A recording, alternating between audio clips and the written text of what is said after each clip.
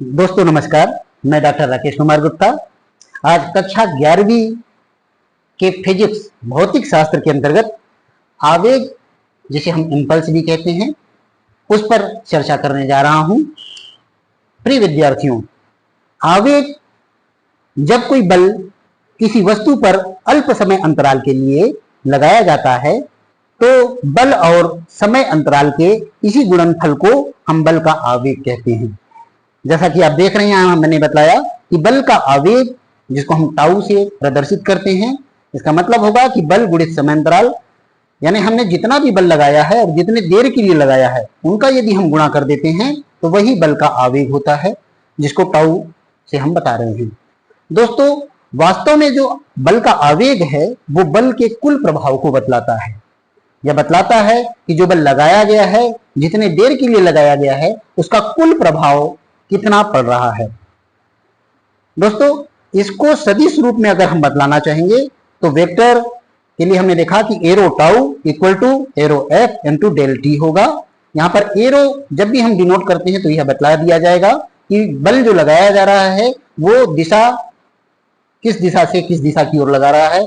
अगर हम ए से बी की ओर लगा रहे हैं या बी से ए की ओर लगा रहे हैं तो वो बतलाता है ना। लेकिन जब अदिश रूपण की बात करते हैं आवेग के लिए तो टाउ इक्वल टू हो जाएगा एफ इंटू डेल टी। यहां आप देख रहे हैं कि एरो जो है केवल उसको हमने हटा दिया है, तो इस प्रकार आप देखेंगे कि tau equal to F into del T आता है। मात्रक की जब बात की जाती है कि जो बल के आवेग का मात्रक होगा वो क्या होगा, तो चूंकि हम बल के आवेग का मान जानते हैं कि बल गुणित समय अंतराल होता है, तो चूंकि बल का मात्रक हमको पता है कि न्यूटन होता है एसआई पद्धति में, और समय के लिए सेकेंड होता है। इसी प्रकार सीजीएस पद्धति में बल का मात्रक डाइन होगा और समय के लिए वहां भी सेकेंड होता है। तो मात्रक एसआई पद्धति में आवेग या इंपल्स का होगा न्यूटन सेकेंड, क्योंकि न्यूटन बल का होगा सेकेंड, और इसी प्रकार डाइन सेकेंड होगा सीजीएस पद्धति में। आइए दोस्तों, अब देखते हैं कि इसका बीमी सूत्र का हम कैलकुलेशन या परिकलन कैसे करते हैं। दोस्तों, टाउ इक्वल टू हम देख रहे हैं, इसको बड़े कोष्टक में बतलाया जाता है कि बल का मात्रक हम जानते हैं कि M L T minus two होता है, क्योंकि बल का मतलब होता है, जब भी हम देखेंगे कि द्रव्यमान गुणित त्वरण, है ना, तो द्रव्यमान में जब त्वरण का गुणा करते हैं तो बल निकलता है। तो M L T minus two ये बल का मात्रक हो गया, और समय अंतराल का टी होता है, तो जब आपस में गुणा किया जाएगा तो टी की पावर में -2 है, यहाँ पर +1 है, तो फाइनली अपन देखेंगे कि पावर में -2 और +1 करके -1 बचेगा। तो टाउ अर्थात बल के आवेग का जो विमी सूत्र है वो एम एल टी -1 होगा। अब सामान्यतः बच्चों में ये भ्रम होता है कि आवेग और संवेग में कोई अंतर होता है या नहीं होता है। तो दोस्तों, हम टाउ की बात कर रहे हैं या डेल पी की बात कर रहे हैं, यहाँ पर पी और डेल पी में अंतर होता है। अगर मैं केवल पी की बात करता हूं तो ये मोमेंटम की बात करता है, और मोमेंटम क्या होता है, तो मोमेंटम के बारे में हम बतलाना चाहेंगे कि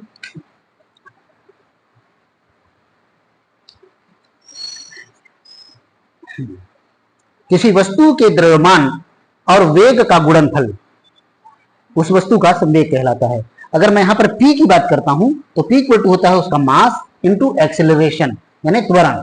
तो जब भी हम p निकालना चाहते हैं तो मास इंटू एक्सेलरेशन या द्रव्यमान गुणित त्वरण होता है ना। लेकिन यहाँ पर अपन को देखना है कि क्या दोनों में अंतर होता है, तो आप देखेंगे कि वास्तव में tau is not equal to p, क्योंकि p तो क्या होता है, संवेग होता है।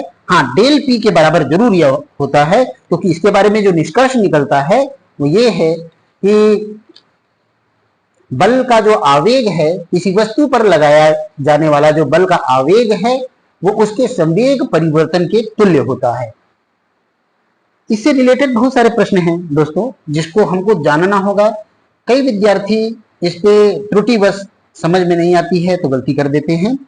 जैसे मैं कुछ उदाहरणों के माध्यम से बल के आवेग का एक्सप्लेन कर रहा हूं कि क्रिकेट के खेल में तेजी से आती हुई गेंद को यदि खिलाड़ी अपनी ओर खींच नहीं लेता है तो या तो जो बॉल है उसके हाथ से या हथेली से बाहर गिर जाएगी या खिलाड़ी को बहुत अधिक चोट प्रदान करती है।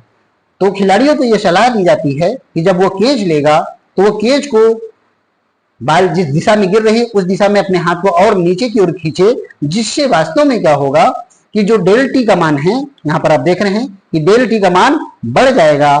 तो डेल टी का मान बढ़ने से यहां पर क्या हो जाएगा, देखेंगे जो इक्वेशन आया है, तो एफ इक्वल टू बचेगा यहां पर टाउ, जिसको हम कह रहे हैं आवेग बटे डेल टी।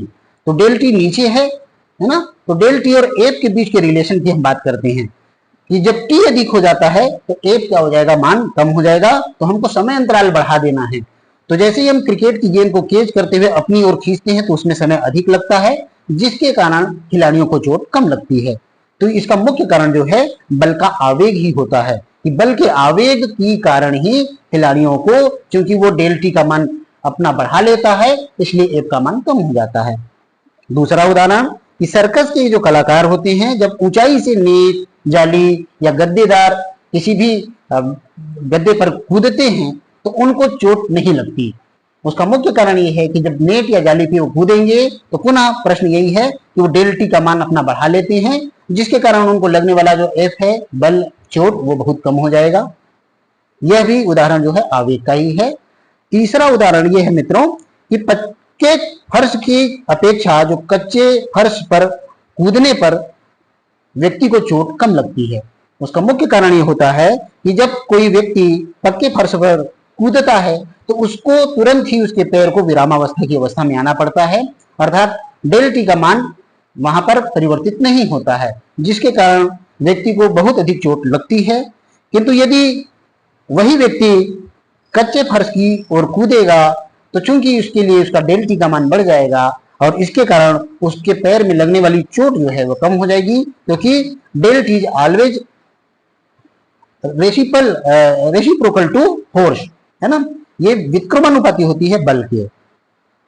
एक और उदाहरण बता रहा हूं दोस्तों कि पक्के फर्श की तुलना में मिट्टी के बर्तन या हम कांच की जो गोलियां हैं अगर वो गिरती हैं कच्चे फर्श पर तो कच्चे फर्श पे ये नहीं टूटती और पक्के फर्श पर टूट जाती हैं। तो उसका क्या कारण होगा? तो दोस्तों इसका मुख्य कारण यही है कि बल का आवेग अर्थात डेल टी का मान का अधिक होना और एफ का मान कम होना। कुछ न्यूमेरिकल, एक न्यूमेरिकल से भी इसको मैं समझाना चाहूंगा। ओके, कि अगर मान लीजिए किसी ने एफ का मान 200 न्यूटन दिया हुआ है, डेल टी का मान 0.25 सेकेंड है, तो हमको अगर कोई पूछता है कि प्रारंभिक संवेग इसका कितना होगा, वह परिकलन कीजिए। तो आप देखेंगे कि टाउ इक्वल टू चूंकि एफ इंटू डेल टी होता है, मतलब 200 न्यूटन वो 0.25 सेकेंड करते हैं, तो इसका मतलब टाउ का मान कितना आ गया, जब इसका मल्टीप्लीकेशन कर रहे हैं तो 50 न्यूटन सेकेंड। अब चूंकि अपन को डेल पी का मान जानना है तो P1 माइनस P2 होता है, क्योंकि P2 अंतिम वेग है और अंतिम वेग का मान यहाँ पर 0 है, इसलिए P1 इक्वल टू 50 ही आ रहा है। इसलिए जो प्रारंभिक जो संवेग होगा वो 50 न्यूटन सेकेंड होगा। इस प्रकार आसानी से आप संवेग के प्रश्न का न्यूमेरिकल भी बना सकते हैं, एग्जाम्पल भी समझ सकते हैं, और यह सब कुछ बल के आवेग से संबंधित रहा है। तो आशा करता हूं कि यह कक्षा आपके लिए प्रभावकारी सिद्ध होगी। Thank you.